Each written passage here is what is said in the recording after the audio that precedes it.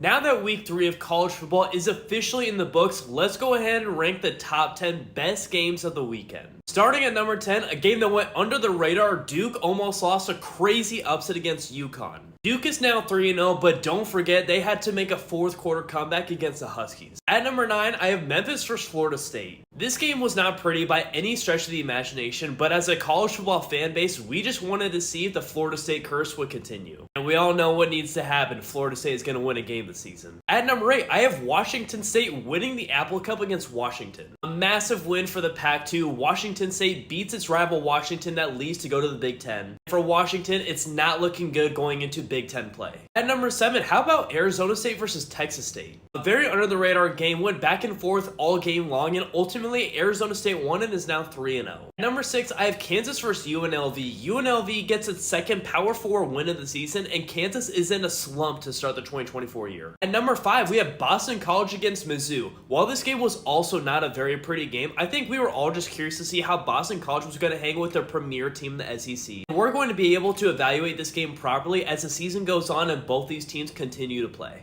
Number 4, UCF versus TCU. This game was huge for the Big 12. The Big 12 is so insanely competitively balanced this year, and every game like this where UCF has a late fourth quarter comeback to beat TCU is going to make the race even more interesting. At number 3, the SEC gets to experience what a Big 10 game feels like. Kentucky versus Georgia. Low scoring, but the whole season is on the line. Number 2, LSU versus South Carolina. I know everybody wants to hyperfixate on the referees, but I just want to appreciate how good of a football match this was between these two teams. And at number 1, I mean, can you get any better than the backyard brawl? Pitt has another fourth quarter comeback to start the year. West Virginia and Neil Brown are not looking good as the 2024 season gets going, but this was my game of the week.